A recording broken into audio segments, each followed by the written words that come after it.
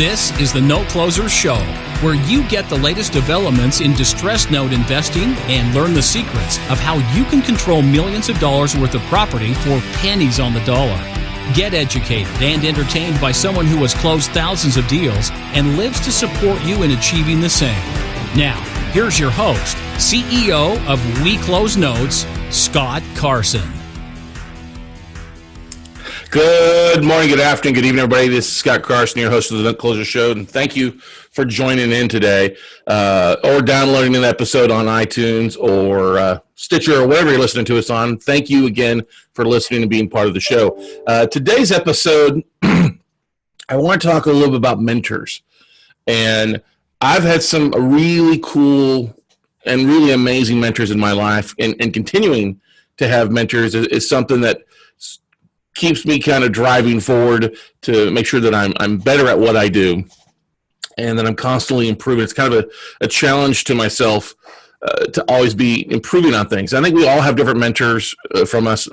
Early on, my earliest mentor was my father, William Milton Carson. And Dad, literally, I think like for many sons, fathers are often our heroes a lot of times, especially if you're close to your parents. And my mom did an amazing job, great. But my dad was ultimately really my mentor, my superhero, I guess you could say, early on. Dad was an entrepreneur. He started a hardware store in a small town of Ingleside, Texas, 3,500 people, well before the Home Depots and Lowe's were around, and ran that store downtown Ingleside. Wow. Bringing back some memories there. By the time I started off in the fourth grade and wrapped up and sold it off, closed the business as a senior in high school. But seeing my dad and my mom work together in the store and create a business atmosphere and working those things are some of my fondest memories as a kid. Now, the thing about it is there's things that I did inside the hardware store that I didn't necessarily like to do, but I had to do it, and I understood it. But then there was also a lot of cool things that I did that most kids didn't experience for the most part. So, like, from the time I was in the fourth grade on, I could run a cash register and cut pipe, thread pipe, all right? Cut keys, cut glass. We were a small hardware store that did a lot of variety of things. You know, cut wood, come up with projects. People come with plumbing problems. And as a fifth grade kid walking around a hardware store solving issues for them, it's kind of a fun thing. But that built a work ethic in me to the point that during the summers, as I was getting older, I was working on the weekends, mowing lawns, landscaping, building fences, digging ditches, whatever I could to make money. Led to that, came from really kind of learning this in the store. And I remember I actually remember it happening. Had a guy come in the store, said he was an older guy, Mr. Calvert, who was in his 80s, late 80s, looking for help if we knew anybody. And I said, well, what are you looking to do? He goes, well, I'm looking for somebody to help mow some lawns and clear some shrubbery and stuff like that. And I was like, well, I could do that. He's like, really? And I remember doing this for $2 an hour, if you think about this.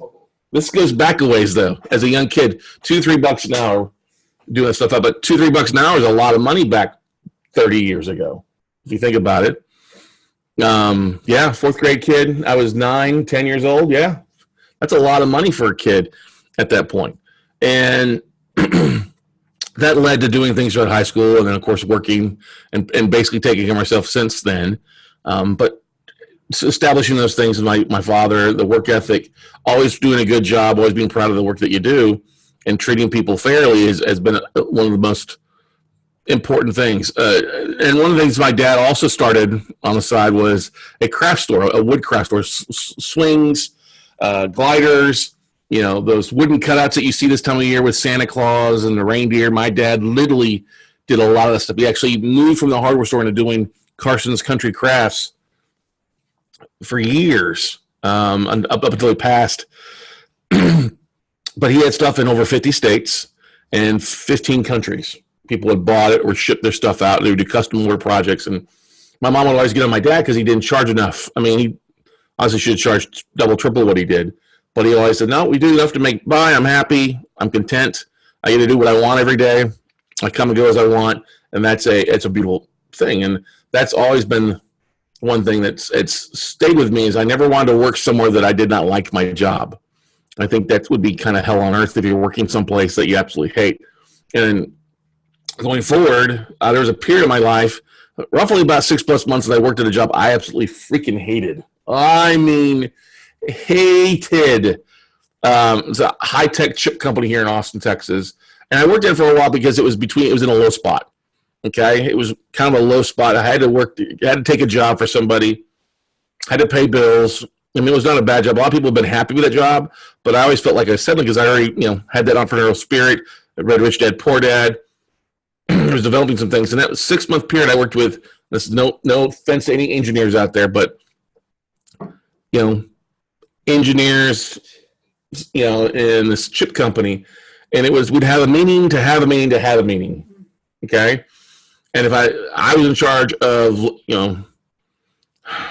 forecasting. I dealt with international sales guys, which I got along great with a sales guy, no problem with that. I learned a lot. What I did learn from that job is what I didn't want to do, but I also learned a lot about Excel.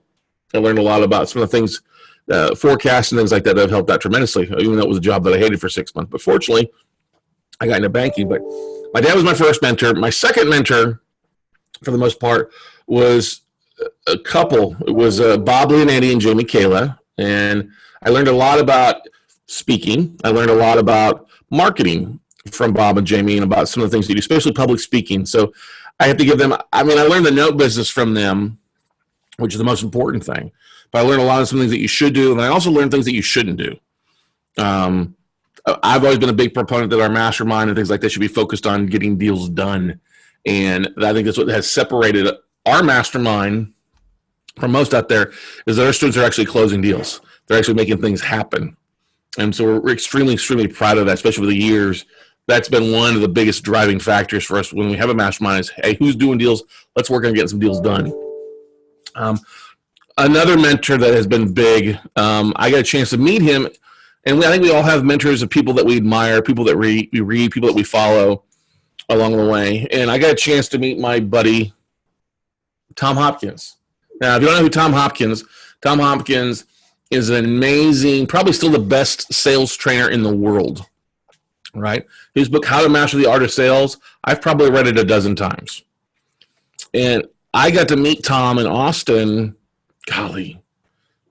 during one of my lowest experiences. Before I worked for the high-tech company, the chip company here in town, I got to meet Tom at an event that he was teaching. Now, he was teaching this one-day event where he was teaching the second half of the day. I think this Ron Marks guy was teaching the first half of the day. And it had a lot of realtors. It had a lot of mortgage brokers sales guys literally, it was at the Hyatt downtown, Hyatt Convention Center. So there was literally about 3,000 people in this conference center. And I had basically called in, developed a case of the instantaneous cough disease, instantaneous sickness, where I feel horrible, can't make it to work, but I can go do something I want to do during the day. And so drove down there to the event, played hooky from the job I was working at, sat through the day-long thing, enjoyed it. And at the end of the day, at 5 o'clock, I wrapped up. And everybody's in their car to go home. If you've ever been in Austin traffic is horrible, okay? Horrible traffic, especially on a Friday, okay? Friday downtown Austin. So I was sitting in my car literally for like 20 minutes. I was like, I'm not going to go anywhere for an hour. So I said, well, let me go upstairs and maybe I can network, get some business cards. So I went upstairs, networked a little bit, but went into the bar. The bar was packed. There wasn't really a place to sit. I did find a table I went and sit by myself at. And lo and behold, I'd been there for less than 5 minutes. And in strolls Tom Hopkins. By himself, not with an entourage. And I'm like, oh, there's Tom. And here's a guy, you've read it. I've read his books. I was a big fan of him. This is all before social media and a lot of the things that we take for granted today. But I was like, wow, that's Tom. That's Tom. And I'm like, oh, I'm just literally just excited. And then these two people at the bar get up and walk off. And Tom sits down at one of the chairs like, oh, there's an empty chair next to Tom Hopkins. Somebody should go buy him a drink. And I'm sitting there. Somebody should really go buy him a drink. And because I'm thinking I'm not worthy to go talk to Tom. I'm not worthy to go do that. I'm this guy that had to basically lie to get off of work, barely paying my bills at the point. I was afraid. I was afraid of it. I was like, I'm inferior. And I can remember finally getting the huevos to literally stand up from the table I was sitting at about 20 feet away and walk over to Tom, tap him on the shoulder, and say, "Hi, Tom. I was thinking, your thing is today, I was wondering if I could buy you a drink."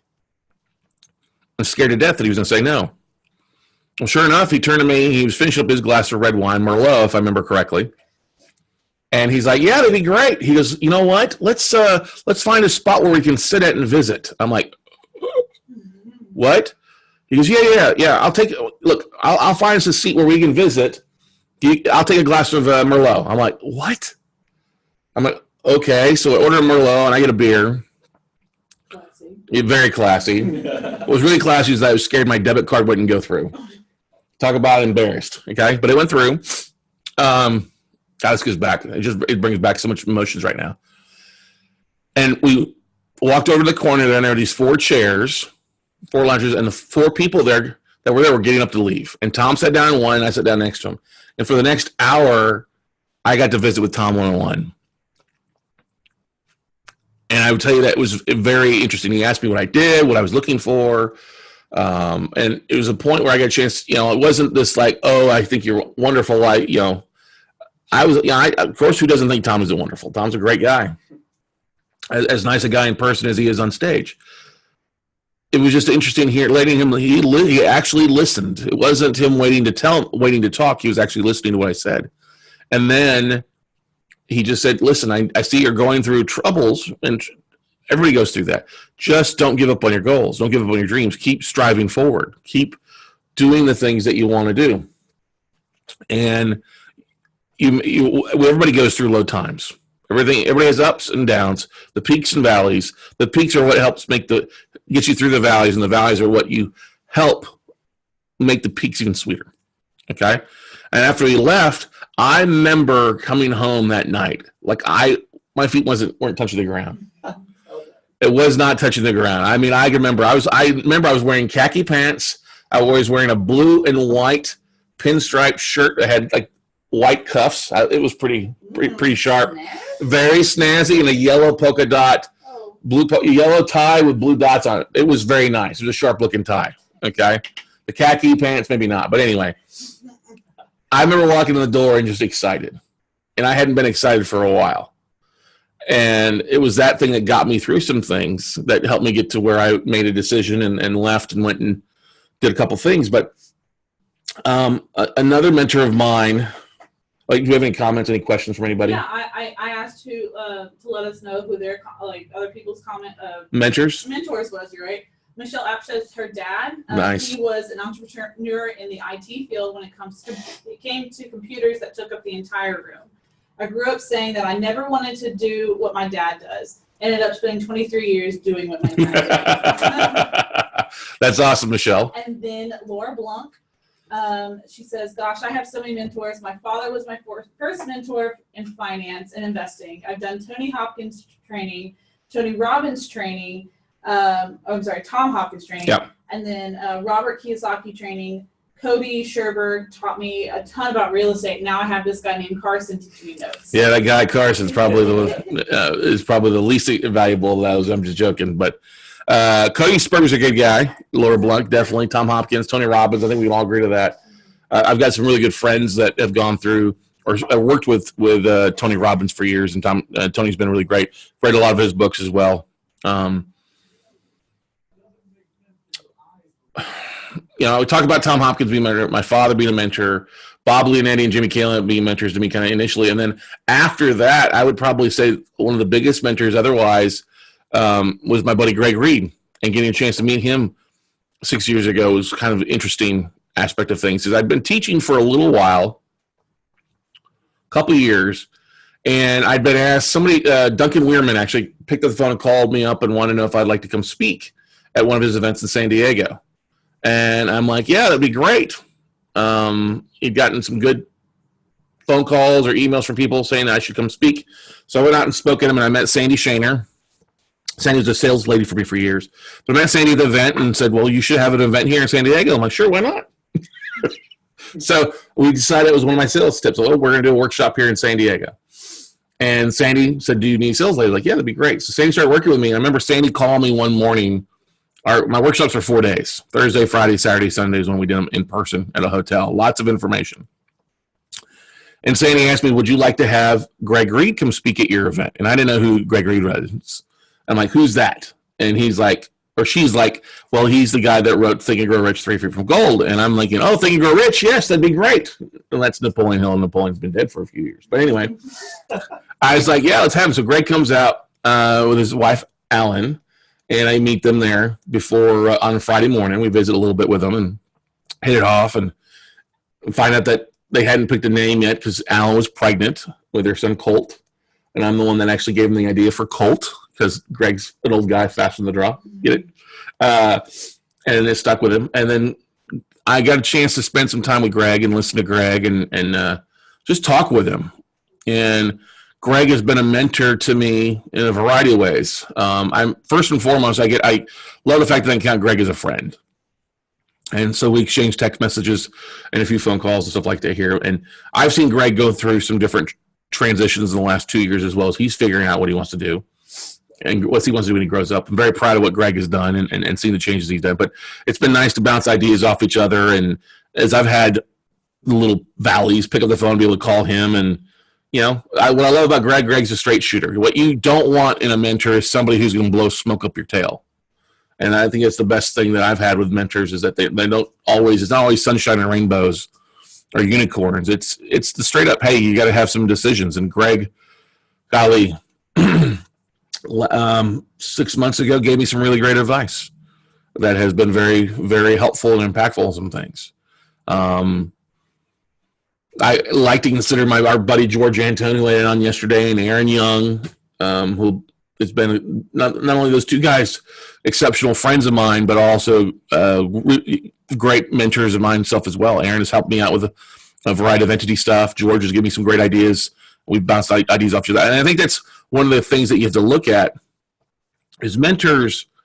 You will have mentors that come and go. And I know that I'm a mentor for people in the industry space, and that's great. But ultimately, we all are striving to better ourselves. We're trying to get to a place that maybe we don't know where that finish line is at. Okay.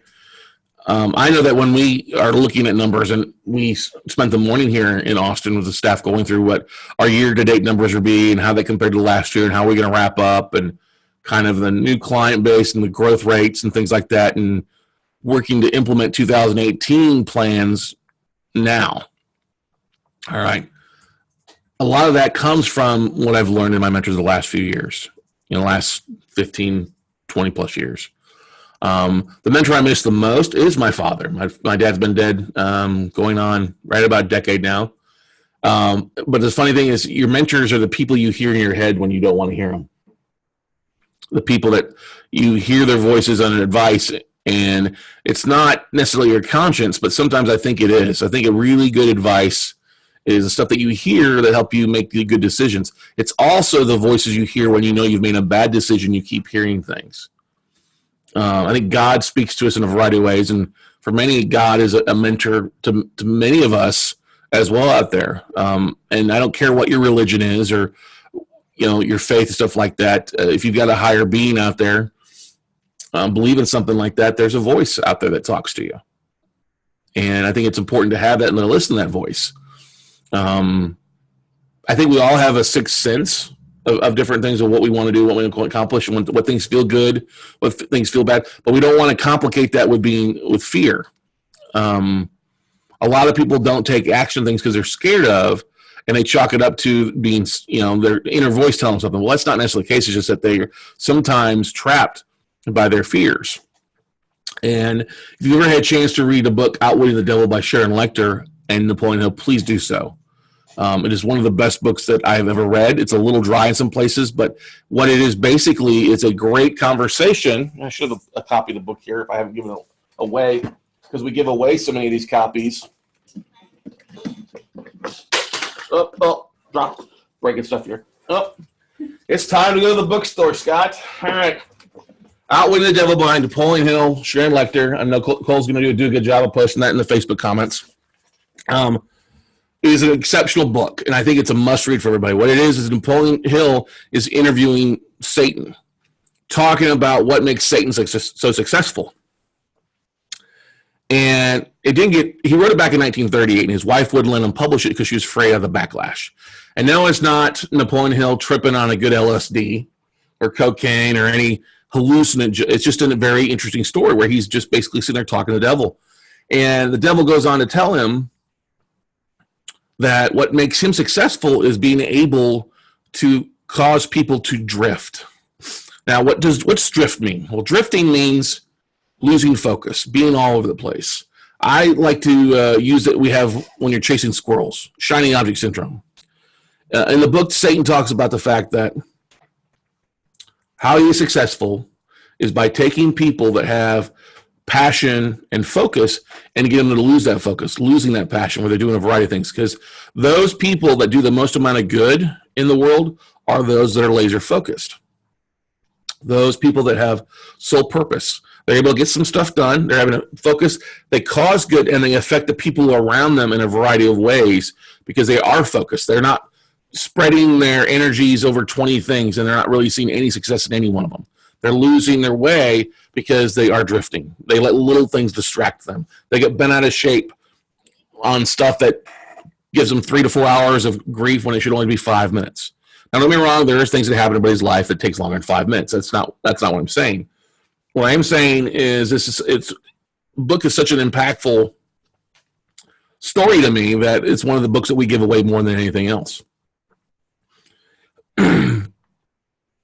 And that's a great thing that I think everybody needs to read. If you're struggling in life, if you're struggling to find some clarity of purpose, clarity of focus, I think you've got to read Outwitting the Devil.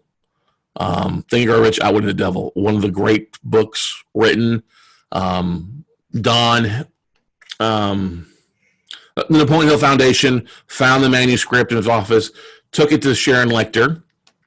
And Sharon Lechter, if you did not know, is the co-author of Rich Dad, Poor Dad. Sharon's also a friend. Sharon basically wrote the book, but left most of Napoleon Hill's original comments in place. All she basically added to the book was her idea of what she thought Napoleon would think of in today's society being 80 years later than when the book was originally written. But if you've read Outwitting the Devil, I think you would agree it is a very impactful book. And that's one thing that I try to keep coming back to is how focused are we? Am I chasing multiple squirrels? If I am, is it taking away from what we're currently focused on? And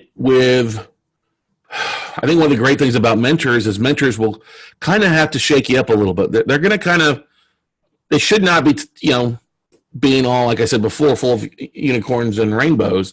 They've got a kind of the whole slap in the face, cold water over the head kind of philosophy of things. Hey, you're probably messing up.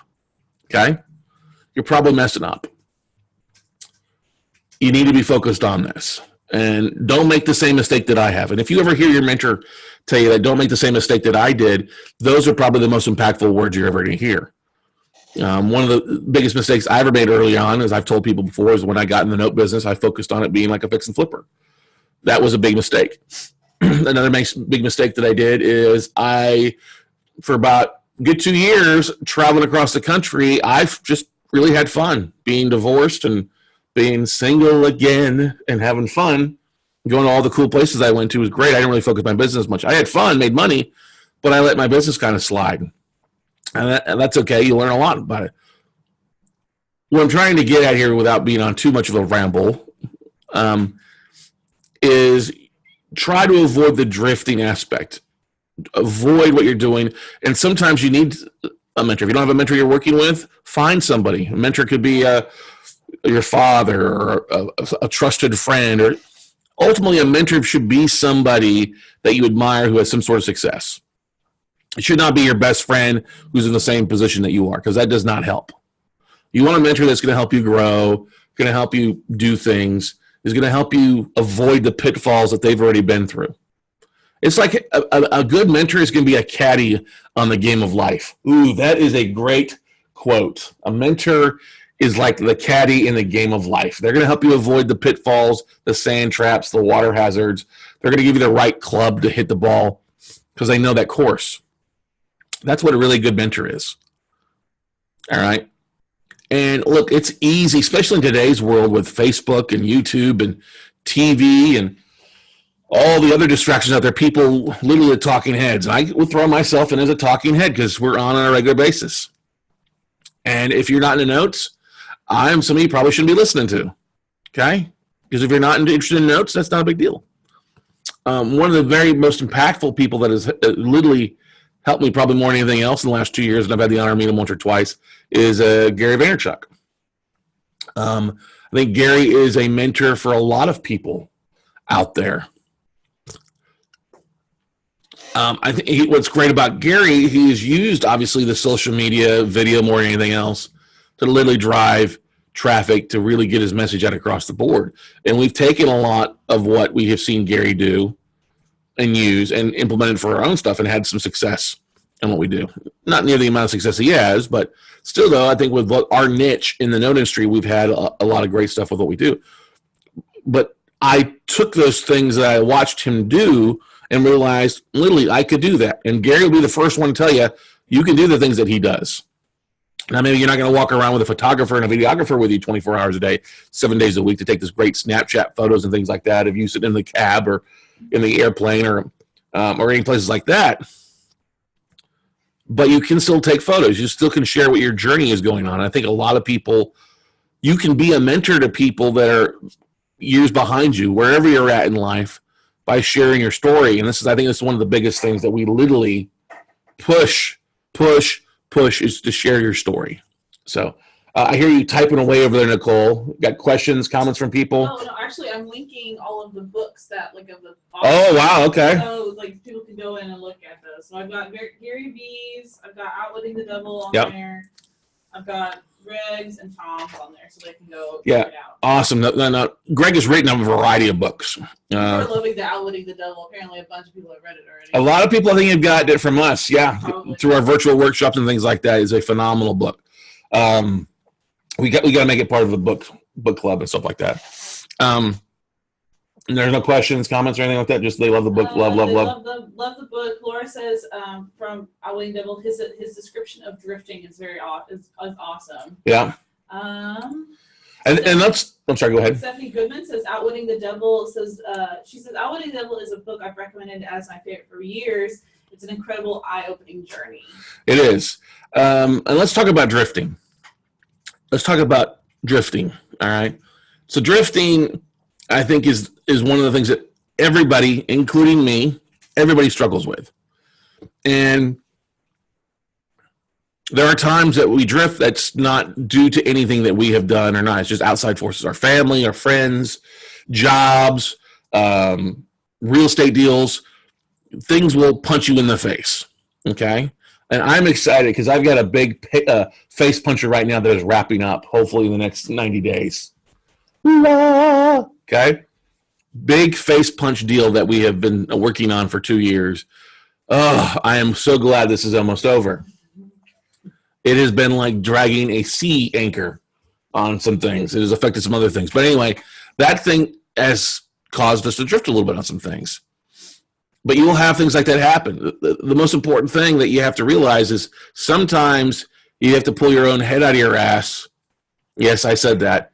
Because we get so bogged down into the micro of hitting our head against what we see on a regular basis, whether it's, I got to look at what's in my account, or I got to look at this one deal, or I got to focus on what's going on in my personal life, or my kids, or my other. If you're working a job, I focus on that. Look, I get it. I totally get it. What often happens, though, is if you are trying to do more than two things, and by two things, that's really all that we're capable of doing efficiently. All right? Two things. The first thing is if you're working at a job, hey, that's the first thing. Okay? You got to put your 40 hours in there, your 60 hours in there. That's what you do. The second thing is if you're going to be a part-time real estate investor or a part-time note investor is literally focused on that. Now, we only have 24 hours in a day. If you've got a family, got kids, those have to take a big chunk in your life as well. So you've got to be very smart. You may only have 2 to 3 hours a day, at night, in the morning, at the lunch breaks, to focus on your second thing. Or really, technically, in case of importance, your family should come first. So it's really the third thing. Now, that's difficult. That doesn't leave a lot of time. If you're adding a fourth, a fifth, a sixth, or seventh thing, then you will not get anything accomplished because you're too busy going and spreading your time and energy across the board. Now, a couple of weeks ago, we talked about hiring assistants on the Note Night in America webinar. If you're struggling to get things done because you find yourself split amongst different things of importance, if you want to find out what's really important to you, do yourself a favor. Look back at your last 30 or 60 days. Be honest with yourself. Look at your last 30 or 60 days in your calendar and look at everything you've done. Where you've been, if you had a job, what you do in your free time. You know, there's been weekends where I took the weekend just to have fun. You know, I went to an Astros game on a Friday.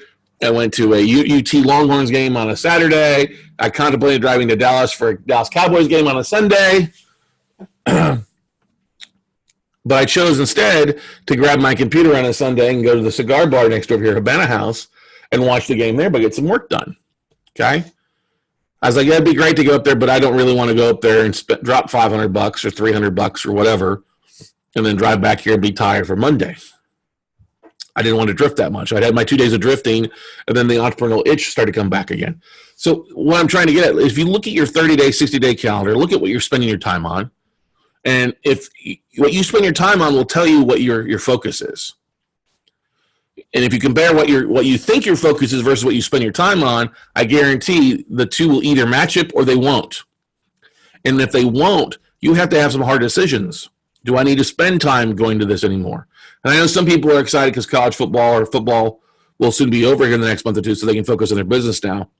But if that is you, that should tell you right there what your importance is. It's not your business, it's football. Oh, but after football, we have college basketball. Okay? After college basketball, we have college baseball. Okay? Look, we have sporting events year-round. If you wanted to do that, great. If that's what your focus is, then go spend it on sports. Don't spend it on real estate. Don't spend it on other things.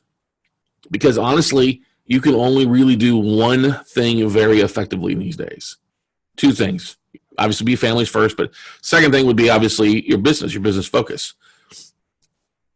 If it takes you 2 weeks to get counters back to our counters, if it takes you 3 weeks to get a realtor to go out and look at a property, if it takes you 4 weeks to get something done, that should tell you right then and there you don't have the bandwidth to get things done. Or in your free time, you're doing other things that you should probably not be doing. I only say that because I have been down that road before, where it was more important for me to go do something fun versus actually focus on my business. And things drifted on me, and my business drifted on me. Okay? So, and what it took, honestly, it took a mentor to kind of slap me back into place to get me away from drifting, realize I've got an opportunity. I need to make sure and take advantage of it versus waste it away. All right? So mentors are one of the most important facets of what we do. I have paid for mentorship. I still pay every year for mentorship, either through masterminds or groups I'm a part of. One of the best things that I've been a part of over the last couple of years, I wasn't a member of this year, but last year was the Collective Genius Mastermind that Jason Medley runs. And Jason does a great job with his mastermind, brings together, 100, 150 of the brightest real estate investors across the country that are closing 50 to 100 plus deals a year, and puts us in a room for 3 to 4 days over 4 times a year. This year, I did not renew because the fact is my schedule is already set for 3 out of those 4 visits. And when I let Jason know that, he was fine with that. But what I did learn is I learned a lot about what operations and some other things that these guys are doing in their own business. Now, most of the guys are fix and flippers or wholesalers. There's very, very, very, very, very, very, very small niche of note investors. But I still learn something from everybody. I learned one of the great marketing hacks that I shared the other night from a buddy of mine, Josh DeShong, who's an amazing realtor and fix and flipper and wholesaler in Dallas. I've learned Patrick Precourt has been a great mentor as well over the last 3 years. Learned from him on some things about life and lessons. And Jason has shared some insight of some of the things that he's gone through. stuff like that. So those are all great mentors. Another mentor of mine that I think has had probably more impact on a business standpoint in the last decade is a buddy of mine, Roland Frazier. And Roland is one of the co-owners of Digital Marketing. You've heard about me talk about him before. But Roland, I guess, chance to spend a couple of years, a little bit on and off, of learning some of the marketing techniques that he was using for his business years ago. And obviously that has changed and evolved in the last 15 years. But anything I get a chance to listen, or anytime I hear Roland speak at a digital marketing conference or one-on-one talking or on Facebook and some of the things, it is valuable. All right, valuably valuable. That's an adjective and verb I don't think I've ever used before. But anyway, it's very valuable. Coffee's kicking in, I guess, in taking things and seeing the people's success and realizing, hey, those hacks aren't that difficult to do. They're pretty relatively easy. It's just a matter of going out and actually put them into place. So I think that's one of the most important aspects of mentorship is your mentor should drive you to do stuff. And if you're not ready to do things, maybe you need to take things at a different pace. Because if you're getting guidance, you're getting mentor, you're getting nuggets, you're learning to avoid the drift factor that we all face, success is just waiting for you out there. And success has a different definition for all of us in today's society. Success can be money, it can be the number of deals, it can be lifestyle, it could be family, it could be whatever you do. Whatever your definition of success is, it is achievable at any standard.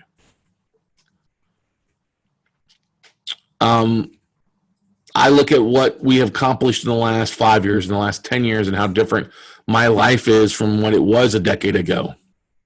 I look at how interesting my life has changed in the last 2 years, too, with different things. Being a little bit more focused on what we do here just in Austin at the offices versus being on the road so much. But I think the most important thing I could tell each and every one of you out there is find a mentor. Find a mentor that is going to help you accomplish things, is going to hold you accountable, somebody you can be truthful with. Because the minute you can be truthful with yourself and your mentor and put away all the bullshit, put the pride away, that's when real growth happens. That's when you really start to accomplish amazing things in your business, in your life, whatever your focus is. That's when you can start being real and looking at yourself in the eye in the mirror every day in the morning and realize that today is going to be a great day. Today is going to be something that I accomplished. Today may not be a great day, but at least I learned something. Yesterday, when I got home, I was tired yesterday. Steph's like, what is wrong with you? Your energy is a little off. I was like, I'm exhausted. I had a migraine kick in about 8 o'clock last night. And the thing, a lot of this comes that I've been doing a lot of reflection on some things, on our numbers, on our things and our goals for the year and for next year. And I'm excited about what 2018 holds. I'm really excited. I'm excited how much growth that Jennifer and Nicole and Greg and Stephanie have gone through in the last 12 to 18 months. Because you guys are doing so many amazing different things now than you did when you first started here, right? Oh, yes. Right. Vastly different, right? Vastly different. Good things, bad things, you know. There's things I have to work on to make sure that they keep growing. And one of the things that we have focused on is our staff, not our staff, but our students. Are following. What can we keep doing to help our tribe grow? And over the next few weeks, over the next few months, you're going to see some really cool things. I hope that you think it's cool to help you really achieve some great things. There's been some things that we've done recently that I've been really overjoyed with.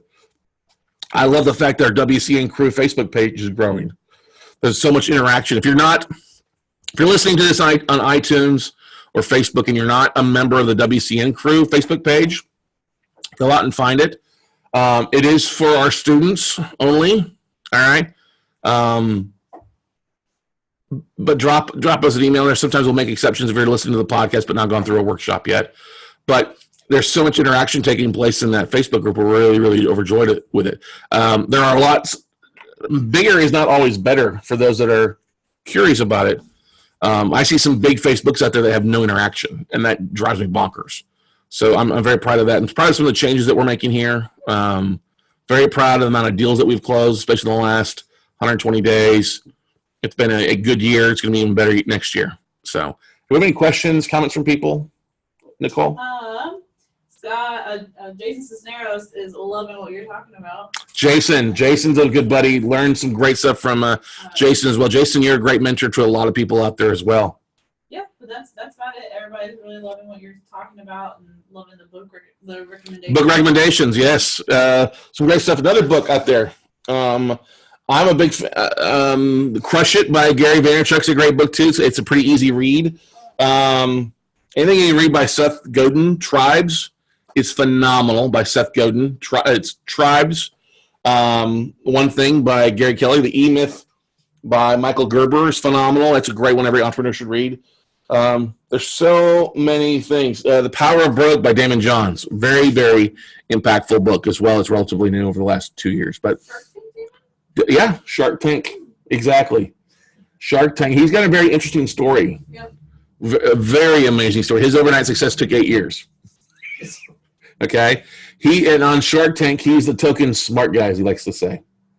Not the token black guy. Very smart. The token smart guy. Very, very smart guy, but very focused, and that's the thing to focus on. But anyway, today's, like I say, is all about mentoring, guys. This episode is not me on a tree stump. I guess it's turned out to be a little bit like that. But anyway, it's just sharing. I've had some very impactful mentors and people that have influenced me in some amazing ways. I will also tell you that if you have a bad mentor, they can really hurt your business. They can hurt yourself if they're more focused on them than helping mentor you on some things. So be careful on who you choose as a mentor. Your mentor should always be able to pick up the phone and give you a phone call and talk with you, whether it's via text message or Facebook message or whatever. I think it's one of the biggest things that you can do. If you're going to mentor somebody or offer a mentorship, you've got to be accessible to your students and then the people that are looking to you for guidance. So, but that's all I've got for today, everybody. Hopefully this episode has been helpful and impactful for those out there listening. Tomorrow on the podcast, we are going to focus on making six figures in 2018, kind of going a game plan of success for people out there. It's something that kind of a game plan put together a couple years ago. It's actually 2 years ago now, thinking about it. And a lot of people have implemented that plan and really having success with it. And so we're going to I'm going to tweak it up a little bit, make a few changes to it, and we'll discuss about it on the next episode. So go out, have an amazing day. Go make something happen. It's a hump day here in Austin right now. If you're listening to iTunes podcast, please, please, please do me two things. One, leave a review. We always love reviews. And secondly, feel free to share the podcast with somebody. If you have real estate investors, you have people in real estate, and sort of looking for help or stuff like that, hey, share the podcast. I'm sure we have plenty of nuggets in what we do that will help affect their business in a positive nature as well. So that's all I have today. You go out and have an amazing day, and we look forward to seeing you all at the top, everybody.